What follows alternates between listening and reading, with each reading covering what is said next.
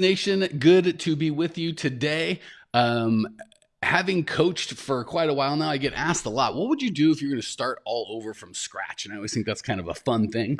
And maybe some of you guys are starting from scratch, or maybe some of you are feeling like you should start from scratch. You just kind of want to know what it would look like to build from ground up inside my insane head. So I figured I'd share that with you guys and gals today. And would love, as always, your feedback so we can know how to serve you guys. So the problem is, starting from scratch, thank God the way we're wired is, for me, that's when we've had kind of the most energy, right? The most excitement and the most fired upness. The problem is you also have the most things to do because nothing's done and everything needs to be done, and the least help to do it, right? Unless we've got a bunch of funding. Typically, we start as our only employee, and it's so easy to get overwhelmed. There's no momentum. Nobody gives two craps. Perfect example is this broadcast here, the Grow My Service Company podcast. We have a cleaning company, Grow My Cleaning Company, which is super popular and lots of people engage and lots of momentum, and it's easy to do those.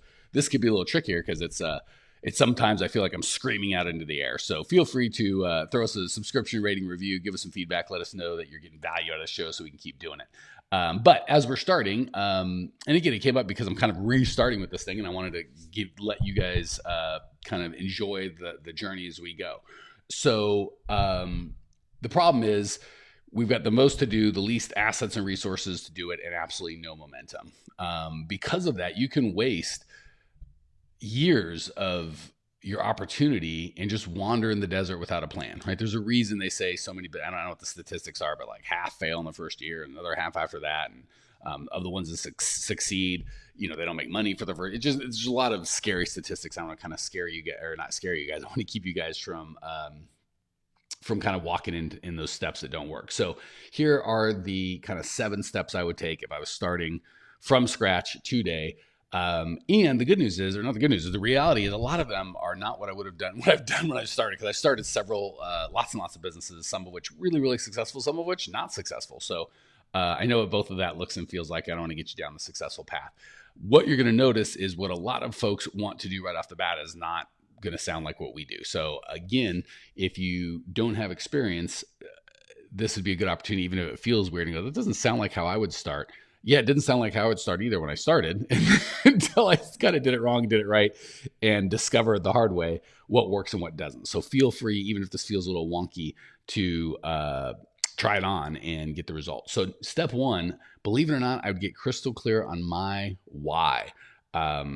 Because we're right at the beginning and there's no momentum and there's not a lot of encouragement, and a lot of times friends and family even, who maybe have wanted to start their own business but never did, have guilt or shame or weirdness, and they kind of feel that if you are really successful, it's going to make them feel less successful. And then they kind of want to crap on your deal. So the fuel that will get you through those obstacles is your why. Why do you want to build the business? Who will it impact? Whose life are you going to change? How exactly is it going to change? Some of us are self-motivated in terms of, this will make my life better, which is great, and that's going to be a part of it. And others are more others motivated.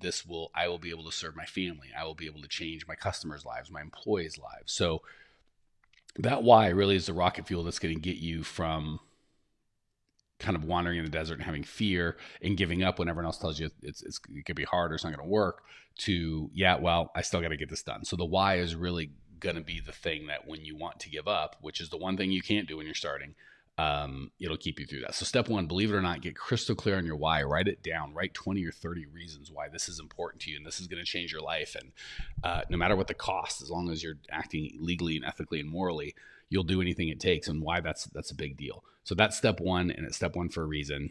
Probably the easiest one to skip, right? It's like, come on, I know what I want. I want to be rich. I want to be famous, whatever. But get crystal clear in terms of, what does rich mean? You don't really want to be rich. You probably want to live in a certain place or drive a certain car or put your kid to a certain school or leave a certain legacy. Write that down. Get really specific about what rich looks like and why you want to be rich, and how your life and those of the lives around you are going to be different as a result of this business, and refer to that bad boy daily, multiple times a day on bad days. Okay. That's step 1. Step 2 is get crystal clear on the what. Exactly what do you want out of this thing, right?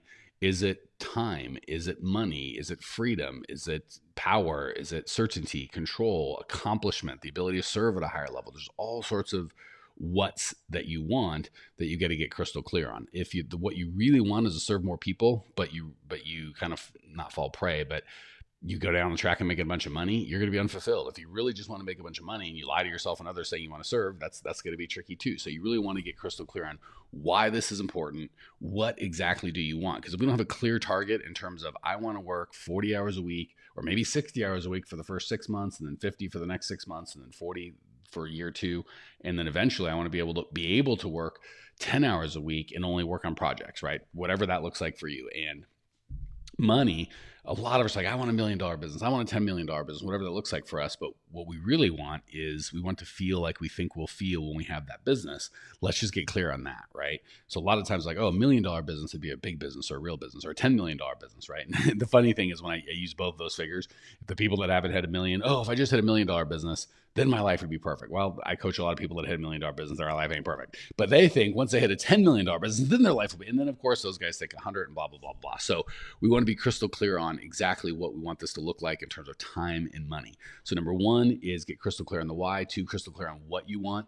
And then number 3, and this is the key to the whole operation, reverse engineer the whole daggum thing, right? We want to start with a clear end in mind, because if we don't, we will just wander off into the desert. I spent years going, wow, if I could just make 10 grand a month in sales, and then if I could just make $1 million a year in sales, and then if I could just make 100,000 in profit, and then if I could just make, $100,000 a month, and then 100,000 in profit, and then after just it goes on and on and on. And that's fine. You can always increase it and get up on your goals, but at some point your goals move from this is what I really wanted to now I'm just kind of wanting to flex my muscles, right? I'm just wanting to grow because I can, which is fine. But you want to be clear when you turn that corner from, okay, I've met my minimum standard of financial security.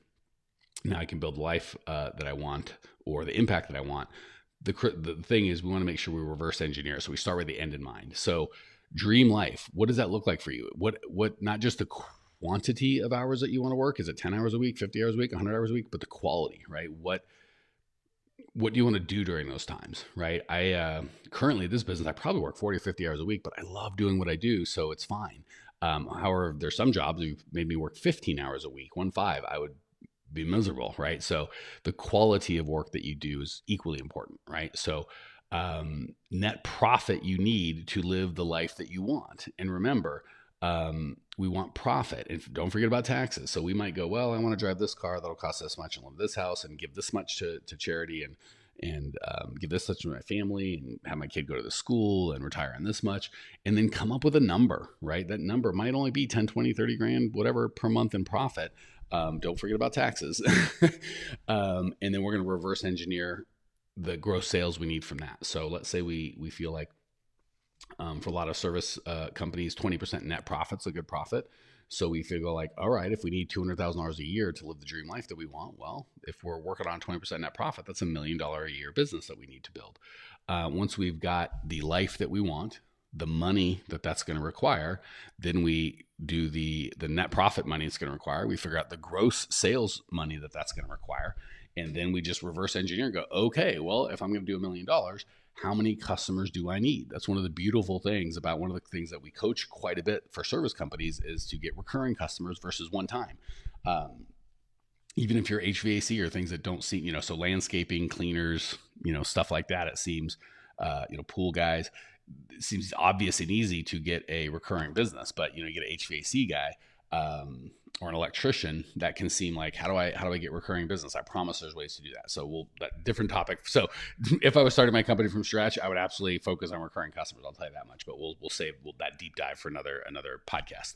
So that said, let's say our average client is worth, $300 a month, and I'm going small. So we know, let's just say we want to make 200 grand a year. And we figure at 20% net profit, that means $1 million a year in sales. $1 million divided by 12 is like $83,333. If we have an average client of $300, we know that's we need 277 clients. If we want to build this thing in 2 years, we divide by 24. We just know we need 11.5. We'll call it 12 clients a month. See, you want to reverse engineer it to know exactly what you need. And we're almost done. And I know it's kind of a lot of math, but this is really the process that you want to walk through to make sure that the vehicle you're picking to build your business is going to get you where you want to go. Once you figure out how many customers you need to get the profit you need to get the gross, or how many customers you need to get the gross profit you need to get the net profit you need to get the life that you want, we're so close. Then you just need to reverse engineer it into the marketing side of how many, if I need 12 customers a month, how many bids do I need to give? Right, 100% of the people we give bids to aren't going to say yes. Maybe you go, I need to give 20 bids a month to get 12 customers. And then how many leads do I need? Right, every single person that calls in or inquires about our service, we're not going to give a bid to. So we might go, I need 30 leads to give 20 bids to get 12 customers to, in 24 months, build $1 million business that gives me $200,000, which is going to do my dream life. So that reverse engineer is important, but only if you've got your crystal clear on your why this is important to you and what you want. Then you can reverse engineer to build a business that gives you what you want and fulfills your why. Once you've got that done, now we got to get crystal clear on your who. And I'm so sorry, most of these are, we try to be a little more fun, a little more stories and stuff. This is just kind of jam packed with content. So if you're really looking for an outline, this is a good one for you. If you're looking for happy fun, Mike, that's not doing math, you might want to fast forward to another one, but this is important stuff. I promise I wouldn't bore yourself and me with it. So step 4 is you got to get crystal clear on your who, right? So if we need 12 of these customers per month at $300 a month, who is there that has enough of them that have a specific pain that I can solve, right? And we don't want to be like, for cleaners, they think, oh, the pain they have is it's dirty. It's not. They want more time with their family. They want to feel good when they come home. For landscapers, same thing, right? It's not like, oh, they want their grass cut. They want to feel good when they drive in their home, and they want to look good for their neighbors. For HVAC people, that's easy, man. Holy crap. They want to be able to live in their house comfortably, right? So make sure you understand exactly what pain you're solving, and not what service you can provide, because what service you can provide is where we start as owners. But that's, your customers don't care about what services you provide. They care about how you can make their life better, right? So we have to figure out, okay, who do I want to serve that there's enough of them? In our case, I think it was 300 of them we needed. So what group of people in my area, my service area that I want to serve, 10 miles, 20 miles, whatever, in my area that I want to serve, are there thousands of people, of which 300 of which I can solve a pain? That's really it. We want to get crystal clear on who you're going to serve. And here's the important part, what pain they have. Everyone skips that. They want to just go right to how much money do they have and where do I find them, and should I do a Facebook ad or what? But they don't understand their pain. Nothing matters if you don't understand the pain that you're solving. And please don't be superficial, like, oh, their electricity doesn't work, they want their electricity to work. Sure. What they really want is security. They want to feel like all the work that they do at work, it entitles them to be comfortable at home. They want to make sure they feel like they're providing for their family. There's lots of different stuff, that pains that you want to make sure that you're clear on. That's the magic, by the way. Your competitors are going to do a bunch of pricing and buy from me, we've been in business 20 years, nonsense. You, to be successful, you really want to understand what your customer's pain is and be able to speak to that. So your customer's like, holy crap, does this guy or this gal get me, right? So get crystal clear. Step 4, get crystal clear on who you're going to serve, what their pain is, not what service you provide. Step 5, come up with 10 or 20 lead sources to get those leads going, right? We talked about, and I'm just trying to remember the numbers I made up, 30 leads to get 20 bids to get 20. So how can I get 30 leads per month, right? And the last thing that we want to do, the worst number is 0, right? I don't have any leads. The second worst number is 1, right? Like, well, okay, I've got, I tried Facebook or telemarketing or whatever, or just knocking on doors, whatever it is, and that works. So that's all I do, right? 1 lead source is awful. You want a dozen lead sources that are going to get you the 30 leads that you want. So let's just say you're doing telemarketing and you can get all 30 leads. First of all, hopefully you pay someone else to do it, not you. But then that guy quits, or people stop answering their phone, as is the custom, by the way. People don't answer the phone anymore. So let's just kind of do a real thing. Back in the day, it was the Yellow Pages. You might have been able to put spend $2-3 grand a month on a Yellow Page ads and get the 20 or 30 leads you need to build your business. But then that blew up. And then there was Google AdWords was a big thing. And now that kind of blew up, and then email list was a big thing, and that still works, but people aren't opening emails anymore, right? And then there's always a new thing, right? So you don't want to be stuck with one. You want to test a dozen things and have 4, 5, 6 things at work, right? So as opposed to one lead source getting your 30 leads per month, you want to be like, oh, I run a Facebook ad and that gets me 5 or 6. And I have a Facebook group and that gets me 5 or 6. And I do direct mail and that gets me a dozen. And I do, you want to make sure you've got multiple lead sources to get the leads that you want. You want to be testing them, right? You always want to be testing 2 or 3 at a time. Always, you want to be testing different lead sources, even if you've got 1 or 2 that work, right? Once that's step 5. Step 6 is create and begin a hiring process, right? So you're ready for your first customers. A lot of people that have service businesses are technicians, and they're like, oh, I'll start a service business, but they don't start a service business. They just take another job doing the thing they did, right? So if they're a mechanic, they work at an auto repair shop, they just start doing their own mechanic stuff, and they don't realize owning a mechanic, I wouldn't even know what that's called. Owning an auto repair place is a completely different skill set than mechanics, right? So you want to, as soon as possible, even if you're able to provide the service that you do, if you're an electrician and you provide electrician services, we still want to hire people as soon as possible. So don't put that off to the end. Because as long as you're turning wrenches or doing the service that you provide, you're just a service provider. You're not making any extra money, believe it or not. In that time, right? So now you just have 2 jobs. One is an owner where you make your real money, and one is a service provider where you get paid the same or probably less than you got paid working for somebody else. So you want to start your hiring process early and often. We're going to keep that thing running the whole time.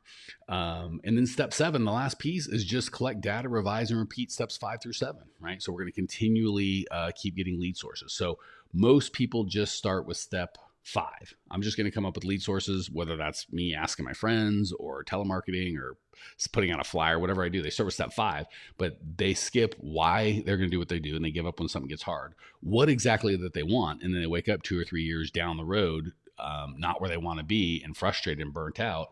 They haven't reverse engineered. So they're like, I want $1 million business or $1 billion business, but they haven't really done any math to figure out what that looks like, right? How many leads, bids, and sales you need to build that. They don't know. They have no idea who they're going to serve, right? They just kind of put out generic, boring advertising to the world. And then whoever shows up, they try and sell them. And then they complain, my customers don't have any money. My customers, price shop me. My customers suck. And the problem is, well, your customers are the people you attract with your crappy marketing, right? So that's because we skipped step 4 and really understanding who we want to work with. And then we go right to step 5. So step 5 is great. Getting some lead sources to get automated leads coming in every month. It's a great step. Just don't skip steps 1 through 4. And then 6 is start your hiring process. 7 is collect data, revise, and repeat. All right, real quick before we end, I want to tell you what I would not focus on. Logos, a fancy website that doesn't really have a call to action other than call now for a free estimate. Office furniture and renting office space, buying supplies, insurance, a fancy tagline, incorporating anything other than those 7 steps, right? So that's where a lot of people, and again, those are all fine, making your LLC, whatever, those are all fine things. Please don't hear me saying a logo's bad or, having an LLC is bad or office space is bad. None of that's inherently bad or good. Skipping steps 1 through 5, the hard work, the important work to fool around with building a logo on a website are no bueno, right? So really important that a lot of times we do the fun stuff that feels good. I've got a logo, I built a website, whatever, but it doesn't make us any money, and then we get burnt out. So not that those things are bad, but those are they're distractions at least. And you can do those in your spare time once you do steps 1 through 7 effectively. So the beautiful thing is once you have a plan like we outlined, your learning curve is so much flatter, right? Starting a business is always going to be tricky. But when you do it intentionally, like we talked about, the learning curve's flatter. You can grow faster. You focus the limited time and money and resources you have in places that are going to be effective. So, and you give yourself a chance. So if that is scratching where you're itching, like, holy heck, I want more resources, I want more cool stuff, go to growmyservicecompany.com. I think my book is finally out in Kindle version. I don't know if the hardback's out. You can get it on Amazon. You can get it at growmyservicecompany.com.